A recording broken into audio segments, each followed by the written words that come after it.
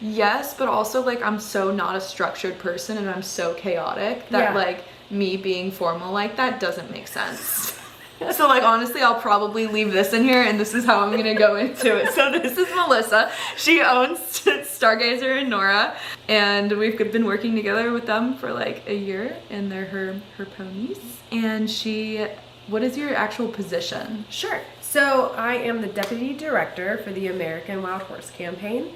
And I was a banker in my previous life, and I was a photographer for fun and went out and saw wild horses out in Utah. Completely fell in love, changed my whole outlook on life, and left banking and joined the nonprofit to be able to help save wild horses because it just really moved me. And their goal basically is to, correct me if I'm wrong, find a more humane way to manage the population and keep wild horses wild, get their land back to them. I mean, that kind of is... Yeah, it's basically like keeping America's promise to wild horses in burrows, right. and that's what we're trying to accomplish. We want to keep wild horses wild and provide solutions to make that happen. We're also going to hop on Zoom with Grace, who is the communications director. Yep. That's what you just said. Perfect. Of the American Wild Horse Campaign. Yeah. And Grace has been with the team for well over 10 years. We're a small team, small but mighty team, and we're spread out all throughout the country and in various areas and working to advocate for the wild horses. And burros. Can't leave out the burros. We love the burros. So if you're interested in learning more about that, which I'm super curious because as a trainer, I don't know much about like what's actually going on with the Mustangs and like what can be going on with them, just like all the different, I don't know, more of like the nitty gritty of like the actual Mustangs, the gathering, them staying wild, like what's going on behind the scenes aside from just my point in it, which is just like training, adopting, finding homes. So if you're interested in learning any of that, any of the details, then definitely stay tuned for the rest of the video. Trainers and owners don't do the actual research and they don't know like the actual like numbers or facts or like data. I know like some basic stuff, but even that I'm like, how much is skewed? I haven't actually looked at like articles done. So I don't know, I'm open-minded to stuff, and I just hope that other people will also be open-minded to like learning the actual stuff that's out there and like the facts. My name is Grace Kuhn, and I'm the communications director for the American Wild Horse Campaign. What is the American Wild Horse Campaign? Sure. The American Wild Horse Campaign is the nation's largest wild horse protection organization. Our mission is to preserve and protect America's wild horses and burros on Western public lands, as Congress intended for future generations to enjoy. Is the organization against herd management and population control? Absolutely not. So the American Wild Horse Campaign is a solutions-based organization. So we believe that wild horses need to be managed, but they should be managed appropriately and humanely. The current way that the Bureau of Land Management, which is an agency under the U.S. Department of the Interior that is responsible for managing all of the West wild horses and burros, or the vast majority of them, because a small subset is also managed by the U.S. Forest Service. But the way that they are currently doing Roundup's removals and stockpiling of horses is completely unsustainable. It is astronomical in cost to the taxpayers, and it's going to lead to the mass slaughter of America's wild horses and burros. A lot of people don't know, but in 1971, Congress unanimously passed the Wild Free Roaming Horses and Burros Act, which was put in place at a time when wild horses and wild burros were considered fast disappearing at around 25,000 animals. It was the most popular written in issue of the time next to the Vietnam War. So many people were hearing about wild horses being slaughtered, and they stood up and they said, no, we're not going to do that. So the act was unanimously passed. The reason wild horse populations were dwindling was because of Mustangers, which are ranchers and cowboys who were in the area where wild horses roamed and were grazing their cattle. And so they would take it upon themselves to brutally remove the animals from the range and then ship them off to slaughter, where they were processed for pet food and glue, things of that nature. And then obviously foreign delicacies outside of the country. So Congress unanimously passed this act, which said that wild horses are to be protected wherever they're found in the Western United States. And so through that, they developed herd management areas, or HMAs, which are habitats for wild horses. So it is their congressionally designated habitat. Wild horses are a federally protected species in the United States. And wild burros as well. I don't want to forget about them. They have the same level of federal protection as the American bald eagle. So that people don't know that. And I always bring it up because I feel like they're culturally important to this country. At least Congress says so. Wild horse management was put under the Bureau of Land Management, or the BLM, which is an agency under the U.S. Department of the Interior. And then a smaller subset of wild horses are also managed by the U.S. Forest Service. Their main way of managing wild horses is through helicopter stampedes and removals. So what does that look like? That looks like low-flying helicopters stampeding herds of wild horses for miles at a time through really jagged and diverse landscapes. These operations are extremely hard on the sick, the elderly, and the vulnerable, predominantly foals. Foals are the ones who I believe are the most affected by Roundup operations. Their little bodies can't handle the stress of the stampede. They get left behind. We just recently got Freedom of Information Act records back that show foals having their hooves run off or dying from just exhaustion. But also adult animals get injured in the process. Anyone who's been around a Mustang or just a horse in general, they are very flighty animals, prey animals. And when you take a wild animal and you put them into confinement, injuries can happen because you're putting stallions with other stallions, and they haven't been, they're usually fighting for their turf and for their mares, and now they're put into these very small pens. So a lot of stallions break their legs, break their necks. Same thing with mares. There's a lot of traumatic things that happen at roundups. From there, wild horses are then they're separated from each other, and then they're shipped to government holding facilities. And the vast majority of these are giant cattle feedlots. And then there are also private pastures in the Midwest. So currently, there are about 62,000 wild horses and wild burros sitting in government holding facilities all across the West. Every year, that price tag goes up to care for those. So under the Bureau of Land Management, they have to request funding from Congress every single year through the appropriations process, or the budget process.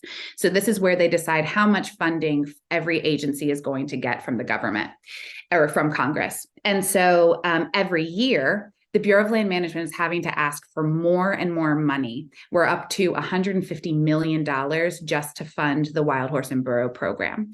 And the vast majority of that funding is going to holding wild horses in government holding facilities.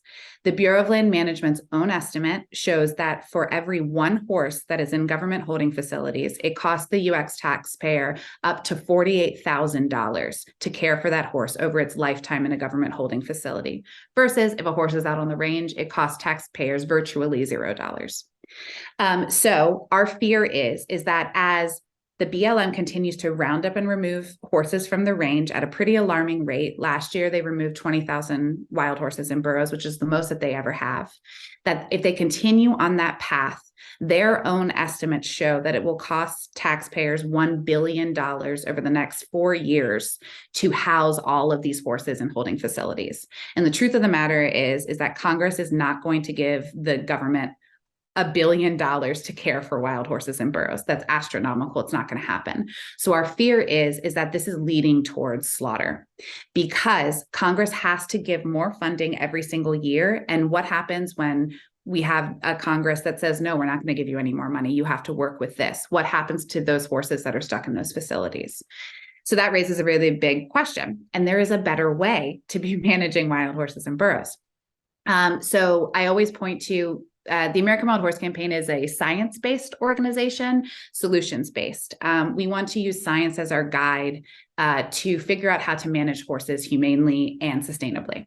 So in 2013, the National Academy of Sciences, which is like the nation's leading scientific body, they completed an 18-month review of the Bureau of Land Management's Wild Horse and Burro program. It was commissioned by the government to say, how can we figure out how to use science to manage horses? And so the findings from the Academy of Sciences was pretty scathing. one of the first things that they found was that the population limits that the Bureau of Land Management sets for how many horses they say can be on the land, the appropriate management level, they said it was not based in science, it was not transparent to stakeholders, and it was not amendable to change. And so oftentimes a lot of people hear wild horses are overpopulated and wild horses are starving. Those are the two things that we hear the most. I've worked for the American Wild Horse Campaign for 10 years. I can count on one hand how many times I've witnessed wild horses starving that actually needed some sort of intervention. So the majority of roundups, you said, were mainly like with the helicopters and whatnot, but are there other types of roundups? Like I've heard of bait and trap ones. So I don't know if those are, obviously the problem is the fact that there's going to be overpopulation in holding too, and then that's not like saying, well, like that there can't be an upkeep for that. But like as far as like the humaneness of the gathers they're currently doing, is bait and trap any friendlier, or is there still like Yeah. So there's two methods that the Bureau of Land Management predominantly uses to remove wild horses and burros. So the first is through helicopter stampedes, which the American Wild Horse Campaign does not advocate for at all. We actually advocate against. And then there is the method called bait trapping or bait and water trapping. And that's where the agency will set up food and water inside of essentially like a hydraulic pen where the horses will enter in and then the gate will be closed.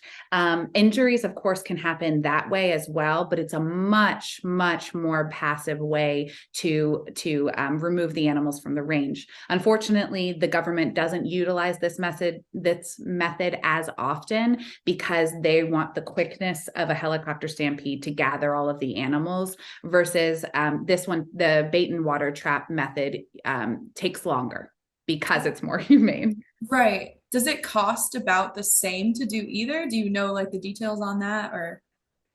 It can be significantly less. I mean, because you think about operating a helicopter, who has helicopters? Predominantly, it's more wealthy people will be able to have their own helicopters because of how expensive it is to run. A lot of the contract cost is for the helicopters, fueling, and just utilizing the helicopter. So yeah, is there like a training? Okay, if they're hiring like private helicopter owners to do this, are they somehow, obviously there's not really a way to train how to gather the horse with the helicopter, but like are there like safety thing where they know there's like a limit they can't get too close to, or is it literally just they hire them and they're just whatever they can do to get what they want? Or are there any like restrictions? Yes, that's a good question. The government actually contracts with a few helicopter companies. These companies are livestock companies. So a couple of the big ones are Couture Livestock, Sunjay Livestock, Rockin' A Livestock. They're all cattle companies that also operate helicopters. And they have contracts specifically round up wild horses and wild burros. So they are trained in it. And they are supposed to follow animal welfare guidelines that the Bureau of Land Management sets. However, those are just guidelines. They're not legally enforceable. They're essentially like if you were at work and they said they have a, some sort of like policy in place where a conduct policy, if you violate that, you might get fired or you might just get slapped with a, hey, don't do that again. It's not legally enforceable. So oftentimes the helicopter contractors are following the horses too close. One of the things that they're supposed to do is when they're chasing the horses with the helicopter is to come in, come out, come in, come out. But oftentimes, if you watch the footage, they are just on the horses the whole time. That's a violation. They're supposed to not run the horses faster than the slowest animal, which would mean a foal. So you're supposed to run the helicopter at the pace of the smallest or slowest animal. And they don't do that because oftentimes you can tell when they run the animals too fast because the foals are completely separated from their mothers and the band, they get left behind. There has been instances where they've actually hit an animal with a helicopter. We have footage of a burro being flipped over by a helicopter because of how close they get to them. And on top of that, just the act of stampeding the animals. So under the Bureau of Land Management guidelines, they can stampede wild horses and wild burros for up to 9 miles in any given run. However, the areas where wild horses and burros live are so expansive that we don't know actually how long the animals are being run. But when they come into the public view, when we're documenting, the horses are lathered with sweat. Animals are limping. They're extremely exhausted and they're walking. And when a horse is walking in front of a helicopter, they've been run for too long. So we know these violations happen at every single roundup. I don't think that there's been one where I haven't been like, that was a violation. So technically, the contractors who operate the helicopters are trained, and their whole business is to remove wild horses. So it's not like just Joe Schmo. I think I used the fiscal, talking about someone's like status, just meaning how expensive helicopters are. But yeah, they are trained. The National Academy of Sciences said that the appropriate management level, the number that how many horses the BLM says the land can sustain, that overpopulation number, they said it wasn't based in science, it wasn't transparent to stakeholders, and it wasn't amendable to change. So what they did was they were like, how did the BLM come up with these numbers? And so they couldn't figure it out, but they said what their closest estimate as to how the BLM came up with the numbers was they interviewed employees at the BLM, land managers and field managers, district managers, and they said, how did you come up with the population limit set for the horses? And the vast majority of the answers were, well, they were based on 1950 livestock stocking rates. To illustrate the ridiculousness of the appropriate management level, or the AML, I usually give the BLM state of New Mexico number for how many horses they say the land can sustain. And I believe that number is 88. They said that 88 wild horses can only live in New Mexico. And if there's 95 wild horses, it's an overpopulation. So the very first thing that we advocate for to help solve this problem is to raise the appropriate management level and reduce some of the livestock grazing within wild horse habitat. If you reduce some livestock grazing, even a fraction, the land will be able to support how many wild horses and burros are currently out on public lands. The second thing that the National Academy of Sciences said was that they said roundups and removals are actually causing wild horse populations to grow at higher than normal rates. And that's through a biological phenomena called compensatory reproduction. And I know that doesn't make a ton of sense. Why would a removal lead to more horses? But it's because of this. Essentially, what happens is if you have animals and you take a portion of them away, all of a sudden they have less competition for the resources, the land. And so biology says, ooh, I can have more babies. And so they breed faster. You'll hear the Bureau of Land Management say wild horse populations grow between 20 and 30% every year. And it's because their populations are being manipulated by the Bureau of Land Management. So the National Academy of Sciences said the BLM is causing the very problem it's complaining about.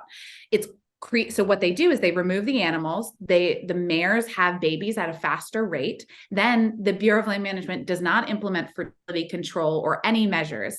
And then they just, in 4 years, they come back and there's just as many horses as was 4 years ago, right? It's because their populations are being manipulated and so they're growing faster.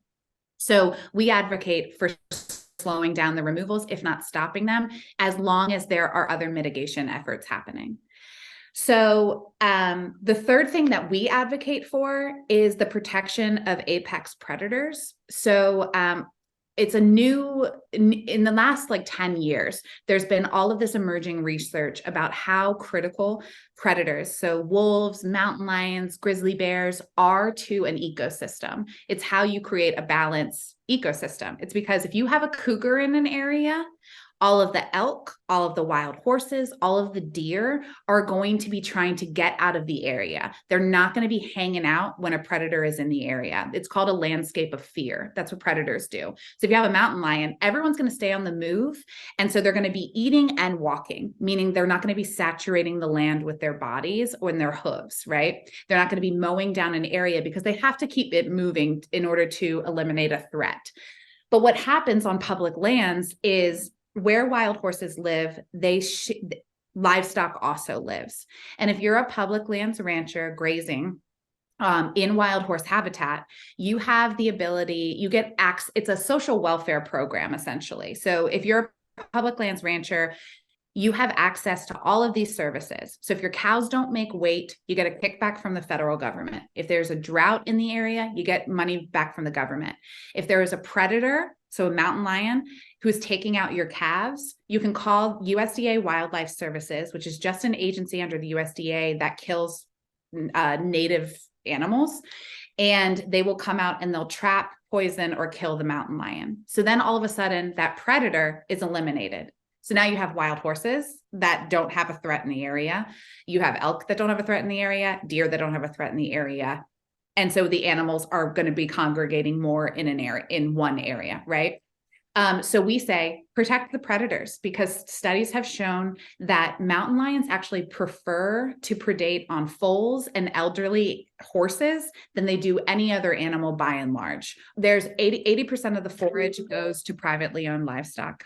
That needs to change. Wild horses are federally protected animals. If you even reduce the livestock population by 25% in wild horse habitat, you could accommodate all of the horses on the land. The thing is people oftentimes say, well, the ranchers, that's their land. And it's not. It's wild horses are a federally protected animal, and the Bureau of Land Management is mandated to protect them by federal law. Whereas livestock grazing on public lands, it comes at the discretion of the U.S. Department of the Interior.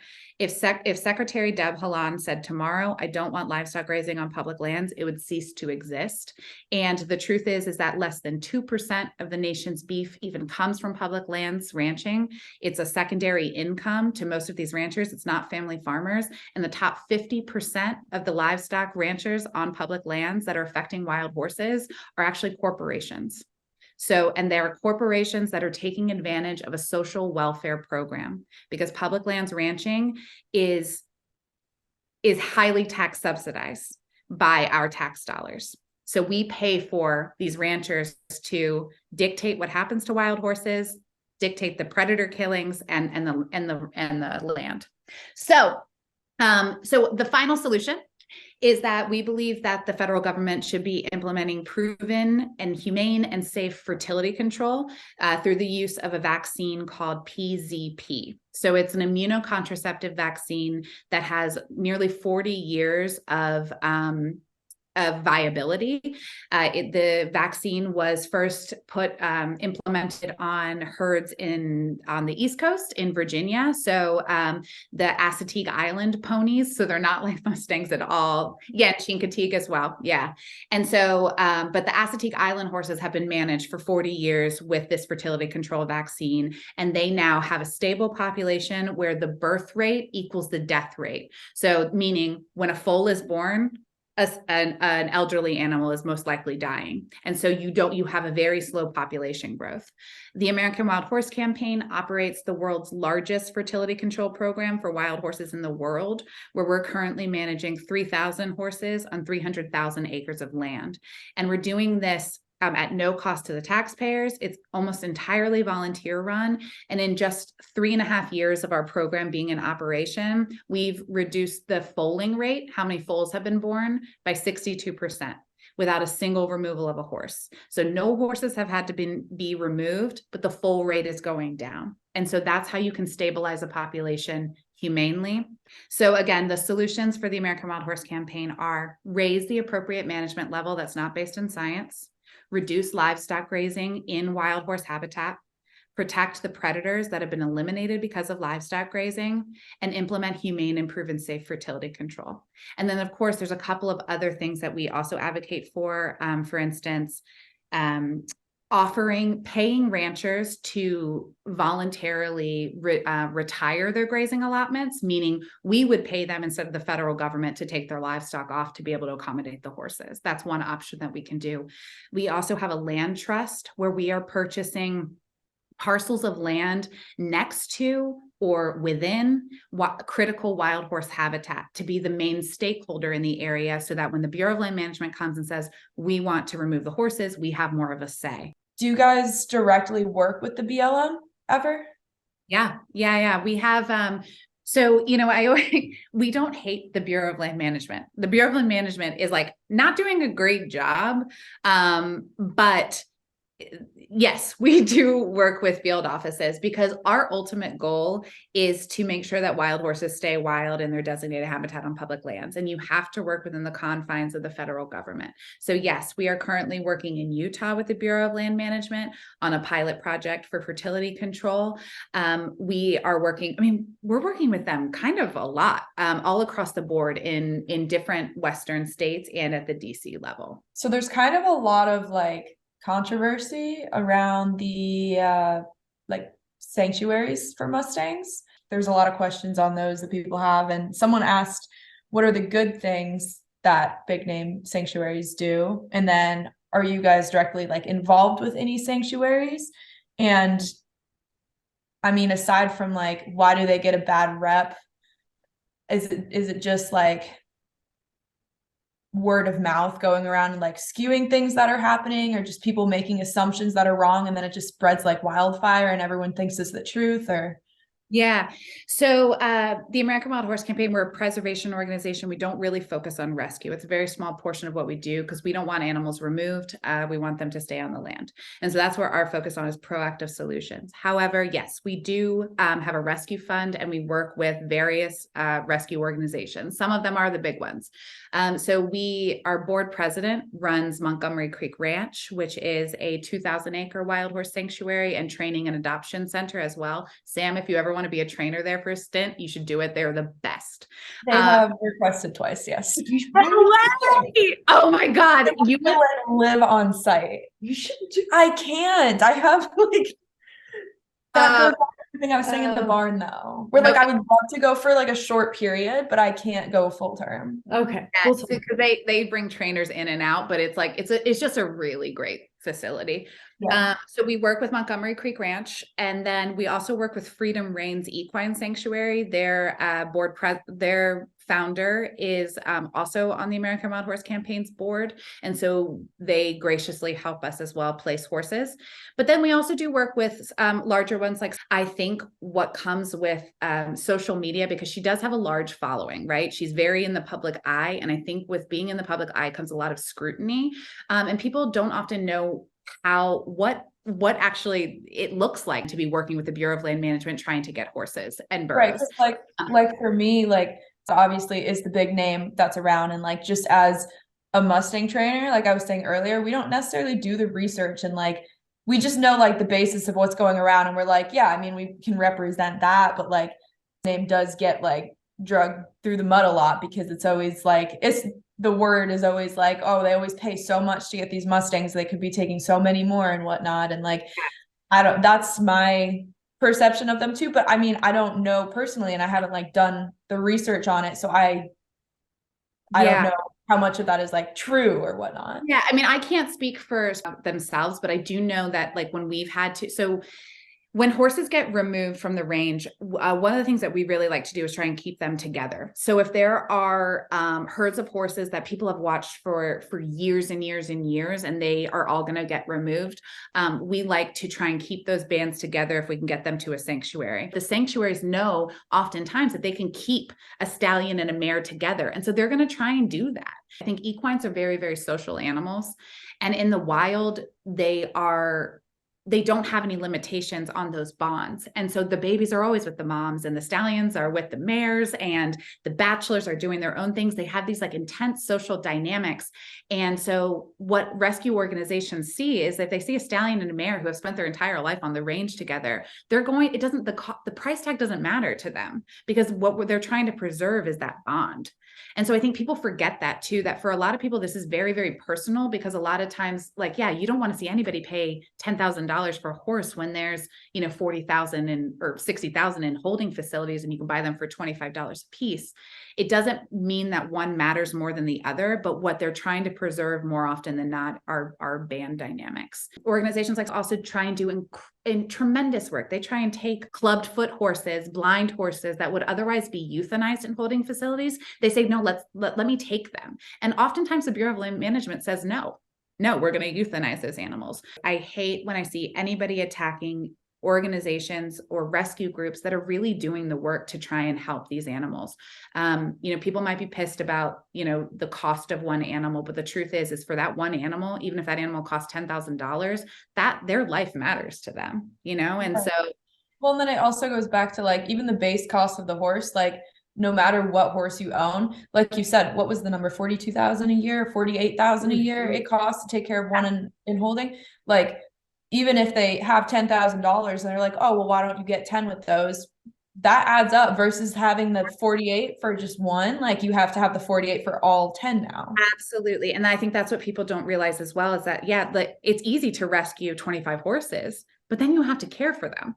And so sanctuaries too. I mean, I'm really proud to work with Montgomery Creek Ranch and Freedom Reigns because their mission is to be put out of business. Like they don't want to do this. They said sanctuaries are one solution, but they're not viable because we have, horses out on the range and 62,000 that are in holding facilities. It's a really tough job.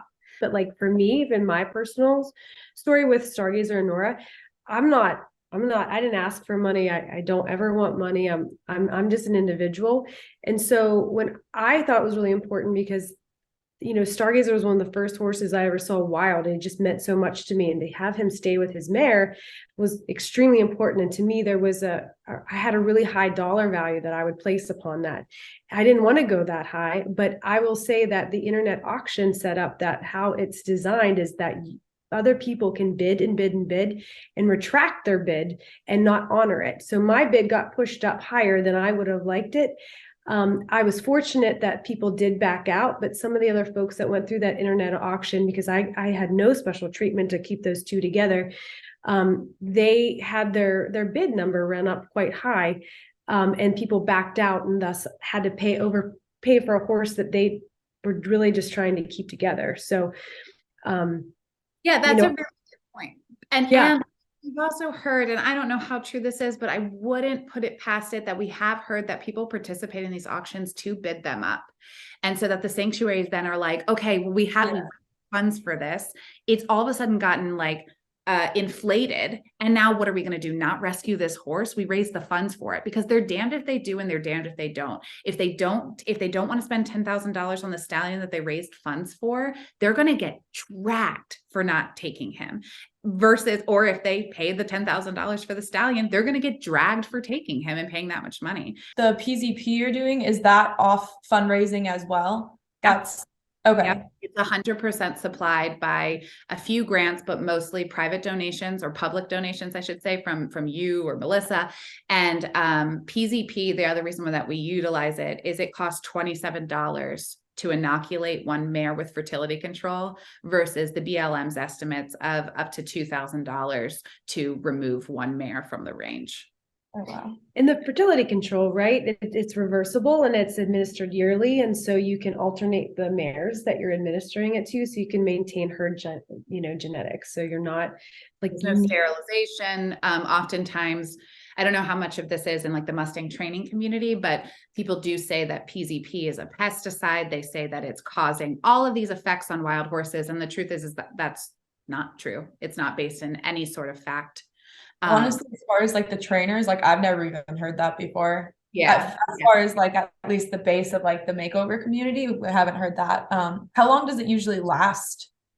So you're supposed to use it every year. So that's why the Bureau of Land Management doesn't like it. But however, it can be done. So that's the thing, is that the BLM says, PZP has to be done every year. And it's true. PZP has to, they say you should inoculate the mare every year for 5 years. And after 5 years, the rate for pregnancy does go down. But the Bureau of Land Management says it's too tough. And I always say, like, want to, can do. Like, it's the American West, like, let's get her done. It's just that if the BLM is sending in helicopters, send in the helicopters. I mean, I don't want that. But if the helicopters are already coming in, you're paying for that, great. Then round them up, give them fertility control, and release them back out. There's no excuse for not stabilizing population humanely, saving taxpayer dollars, and saving allowing the horses to be out on the land that they have the right to. And there's only a few organizations that can actually keep horses in a wild space in a sanctuary setting like Freedom Range. Most folks have to then train horses and do something with them once they have them. So for me, like, I prefer my wild horses wild, but since that option was taken away, I thought it was super important to gentle them and to train them and to have them in a part of a system that was much more domesticated looking.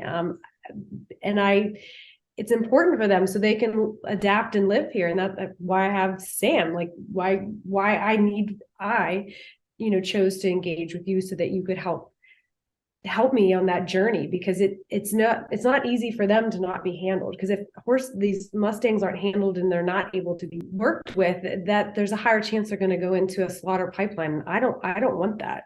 I want to touch back on something that I might possibly disagree with, but I don't know enough about it. Let's go.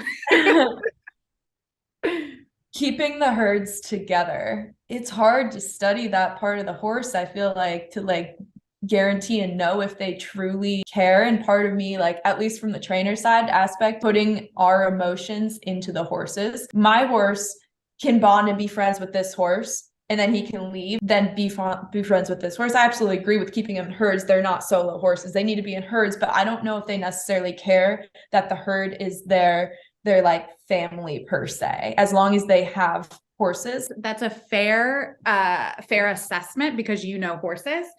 What I will say is that, yes, so herd dynamics out on the range they're complex anyway. Typically you have one band stallion, and then you have a bunch of mares. And then you have younger juvenile boys who get kicked out at a certain age, and then they form bachelor bands, and then their whole job is to try and figure out their new families. So mares do leave their herds because through battles with stallions. So if a stallion has 5 mares, he battles another stallion, a bachelor that comes in, and the main stallion or the 5 mares loses. 3 of the mares are probably going to go with the new stallion because that's how it works. So horses are changing bands all the time.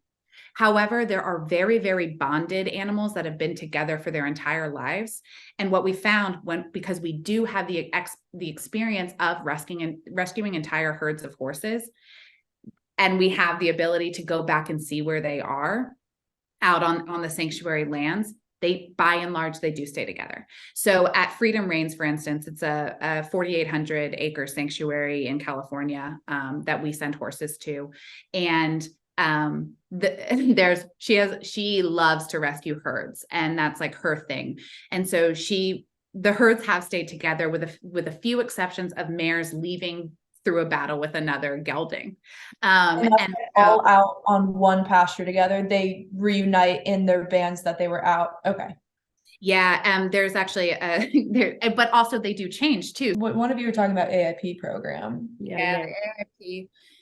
Yeah, the AIP, the Adoption Incentive Program, was implemented in 2019 under the Trump administration in an attempt to move horses more quickly out of government holding facilities to be able to round up more horses to put into government holding facilities. So what that is the Bureau of Land Management pays an individual up to $4,000 to adopt up to 4 wild unhandled Mustangs or burros. So when we first heard about it, we thought, oh, this is going to be a really bad policy. And it comes back to what I just said about anytime you mix animals and money, the animals tend to lose. So you're incentivizing people, with nefarious intent. Not everybody who adopts through the Adoption Incentive Program has other motives, but we have a hefty investigations program where we file Freedom of Information Act requests against brand numbers of horses that we're finding in kill pens. And the vast majority of the animals that we documented at kill auctions were participating in the Adoption Incentive Program. We work with the nation's leading Ice Age and paleontologist expert. Her name's Dr. Beth Shapiro, and she has the Original Horse Project, which it's still in its preliminary stages, but the evidence that's coming out of it says that horses evolved on this continent. They went away for a blip of time, but then they came back. And so that she believes that they should be considered a reintroduced native species. And the truth of the matter is that horses are more well adapted to arid environments than livestock, which came from the boggy forests of Europe. Horses are accustomed to arid land and sparse feed. Livestock is more adapted to pasture-based situations. Horses founder for a reason. It's because it's very, very rich, and horses don't necessarily need that. And so we are creating a crazy problem on America's public lands by removing the animal that's better suited to the land and replacing them with animals that are better suited for pasture. It's crazy. And wild horses deserve to be out on Western public lands. There are so many layers to this that we didn't even get into, Right. About how the land is utilized and what even the Bureau of Land Management is, because they manage other things other than wild horses. And so there is that conflict between mining and oil and gas. It's a whole crazy issue. Right. So yeah, I appreciate you taking the time to do it. Yeah. But thank you. All right, I'll talk to you guys later. Thanks, Grace. Thank you. Bye. Thanks for watching, and thanks for opening up your chat with us.